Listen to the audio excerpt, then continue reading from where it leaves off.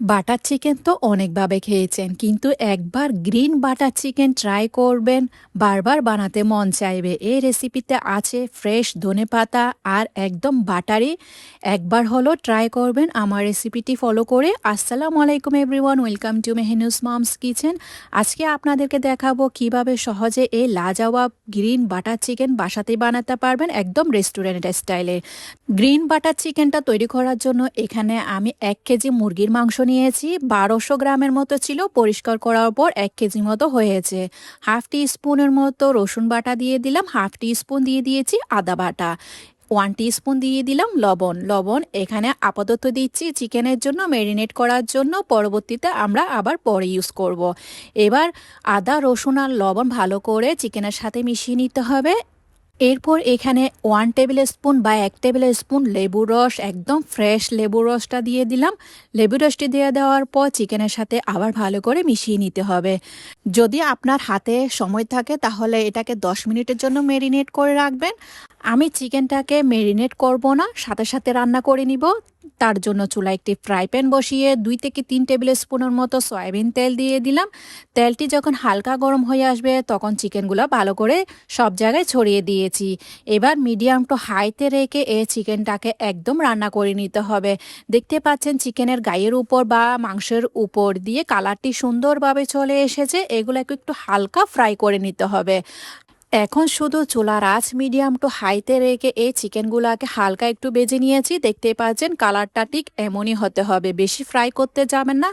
এই পর্যায়ে আমার চিকেনটা একদম ফ্রাই হয়ে গিয়েছে বা কালারটি চলে এসেছে। এবার আমি কয়লার ধোঁয়া দিব, সেই জন্য 1 টুকরা কয়লা নিয়ে নিয়েছি বা চারকুলো বলে তাকে। সামান্য পরিমাণ তেল দিয়ে কয়লার ধোঁয়াটা দিয়ে দিলাম চিকেনের মধ্যে।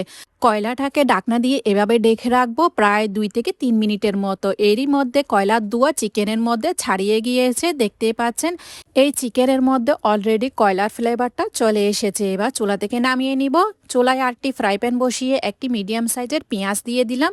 এরপর 6 থেকে 7টি মতো রসুনের কোয়া দিয়ে দিলাম। হাফ ইঞ্চি মতো আদাকে এভাবে টুকরা করে দিয়ে দিয়েছি। 6 থেকে 7টি মতো কাঁচামরিচ দিয়ে দিলাম। জালটা আপনারা আপনাদের প্রয়োজন অনুযায়ী নিয়ে নেবেন। 2 টেবিল স্পুনের মতো বাদাম দিয়ে দিলাম, একদম ফ্রেশ। 10 থেকে 12টি মতো কাজু বাদাম দিয়ে দিয়েছি। তারপর এখানে একদম 1 মুঠো পরিমাণ ফ্রেশ ধনেপাতা দিয়ে দিয়েছি। দেখতে পাচ্ছেন একদম হাতের মুঠোয় 1 মুঠ পরিমাণ দিয়ে দিলাম। হাফ কাপের মতো পানি দিয়ে দিয়েছি। এবার ঢাকনাটা দিয়ে লোতে করে এই পেঁয়াজ আর ধনেপাতা বাদামগুলোকে সেদ্ধ করে নিয়েছি। দেখতে পাচ্ছেন এরই মধ্যে পেঁয়াজ একদম ট্রান্সপারেন্ট হয়ে গিয়েছে, বাদামটা হালকা সেদ্ধ হয়ে গিয়েছে। হালকা একটু পানি যখন টেনে আসবে এগুলাকে একদম পুরোপুরি ঠান্ডা করে নিব। পানিটাও এর মধ্যে শুকিয়ে গিয়েছে, হালকা পরিমাণে পানি রয়ে গিয়েছে। এটাকে আমি ব্লেন্ডার জারে নিয়ে নিলাম। ব্লেন্ডার জারে সামান্য পরিমাণ পানি দিয়ে এটাকে একদম স্মুথ করে পেস্ট করে নিয়েছি। একদম স্মুথলি পেস্ট করে নিতে হবে। মাশাআল্লাহ, কালারটি এমন সুন্দর এসেছে, আপনারা দেখে নিশ্চয়ই বুঝে নিয়েছেন। এবার চুলায় ফ্রাই প্যানটা বসিয়ে দিব। তারপর এর মধ্যে 2 টেবিল স্পুন তেল দিয়ে দিয়েছি। 2 টেবিল স্পুন বাটার দিয়ে দিলাম। বাটারটি যখন গলে আসবে এর মধ্যে ব্লেন্ড করে রাখা মিশ্রণটা দিয়ে দিয়েছি। মিশ্রণটা দিয়ে দেওয়ার সাথে সাথে ভালো করে নেড়ে ছেড়ে দিতে হবে। ব্লেন্ডার জারটা ধুয়ে হালকা একটু পানি মিশাবেন। তারপর এই মিশ্রণটা ভালো করে তেল এবং বাটারের মধ্যে রান্না করে নিতে হবে। ভালো করে নেড়ে ছেড়ে দিতে হবে। এর মধ্যে আমি পরিমাণ মতো লবণ দিয়ে দিব। চিকেনের মধ্যে প্রথমে ম্যারিনেট করার সময় আমি লবণ দিয়েছি, তাই এখানে বুঝে শুনে লবণটা ইউজ করবেন। এবার চুলায় একদম লোতে রেখে ঢাকনা দিয়ে এটাকে রান্না করে নিব যতক্ষণ না পর্যন্ত তেল উপরে ভেসে আসছে। দেখতে পাচ্ছেন তেলটা উপরে ভেসে এসেছে। আমার মিশ্রণটা একদম কষানো হয়ে গিয়েছে। তখন এখানে আমি দিয়ে দিব ভেজে রাখা সেই চিকেনগুলি দিয়ে ভালো করে গ্রেভির সাথে মিশিয়ে নিতে হবে। ভাজা চিকেন আর গ্রেভির সাথে মেশাতে মেশাতে আপনাদের কাছে আমার একটাই রিকোয়েস্ট, আমার রেসিপি যদি আপনাদের কাছে ভালো লেগে থাকে তাহলে ফ্রেন্ডস অ্যান্ড ফ্যামিলির সাথে অবশ্যই শেয়ার করবেন। লাইক কমেন্ট সাবস্ক্রাইব করতে একদমই ভুলবেন না। ভালো করে গ্রেভির সাথে চিকেনটা মিশিয়ে নেওয়ার পর এখানে আমি অল্প পরিমাণের পানি ইউজ করব। পানিটি এমনভাবে দিতে হবে, গ্রেভিটা আপনারা কতটুকু রাখবেন সম্পূর্ণ আপনাদের উপর। যতটুকু পরিমাণে আপনারা গ্রেভি রাখতে চান ততটুকু পরিমাণে হালকা একটু পানি দিয়ে দিবেন, আবার বেশি পরিমাণে পানি দিতে যাবেন না।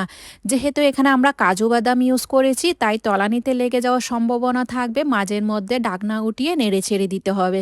এরই মধ্যে চিকেন পুরোপুরি সেদ্ধ হয়ে গিয়েছে। সেদ্ধ হওয়ার পর আমার গ্রেভির থিকনেসটা আমি ঠিক এমনই রেখেছি, দেখে নিশ্চয়ই বুঝে নিয়েছেন। নামানোর আগে এখানে আমি 3 থেকে 4 টেবিল স্পুন একদম উঁচু উঁচু করে বাটার দিয়ে দিলাম। বাটারটি হালকা এভাবে করে বসিয়ে দিবেন, যেহেতু বাটার চিকেন সেহেতু বাটারটা একটু বেশি ইউজ করতে হবে। বাটারটি দিয়ে দেওয়ার পর এখানে আমি দিয়ে দিব হাফ টি স্পুন মেথি, এটাকে কাস্তুরি মেথিও বলে থাকে। এটি দেওয়ার কারণে ফ্লেভারটা একদম হাই লেভেলের হবে।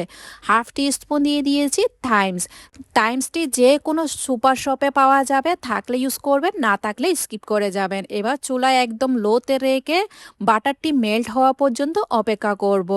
আমার বাটারটি এই পর্যায়ে একদমই মেল্ট হয়ে গিয়েছে, দেখতে পাচ্ছেন কত সুন্দর হয়েছে, মাশাআল্লাহ। এর গ্রেভিটাও অনেক সুন্দর হয়েছে। এবার চুলা বন্ধ করে দিয়েছি। যদি আমার রেসিপিটি ফলো করে আপনারা তৈরি করেন তাহলে রেস্টুরেন্টকেও হার মানাবে। রেস্টুরেন্টে গিয়ে চড়া দামে এরকম বাটার চিকেন খেতে হবে না, ঘরে তৈরি করবেন আর ফ্যামিলি নিয়ে এনজয় করবেন। দেখে নিশ্চয়ই বুঝে নিয়েছেন গ্রেভিটা কেমন হতে হবে। এবার উপর দিয়ে আমি দিয়ে দিলাম ফ্রেশ ক্রিমটি দেওয়ার কারণে এমন টেস্টি হবে, থাকলে দিবেন, না থাকলে স্কিপ করে যাবেন। তারপর এখানে সামান্য পরিমাণ ধনেপাতা দিয়ে প্রেজেন্টেশন করে নিয়েছি। এই ছিল আজকের লাজবাব গ্রিন বাটার চিকেন। অবশ্যই ট্রাই করবেন আর আমাকে কমেন্টে জানাবেন কেমন হয়েছে রেসিপিটা। এই বাটার চিকেনটি রুটি, পরোটা, ভাতের সাথে খেতে হয় একদম অসাধারণ। দেখতে পাচ্ছেন চিকেনটা একদম পারফেক্টলি কুক হয়েছে। আজকে তাহলে এ পর্যন্ত, দেখা হচ্ছে নতুন আরেকটি রেসিপি নিয়ে। সে পর্যন্ত ভালো থাকবেন, সুস্থ থাকবেন, আমার জন্য দোয়া করবেন।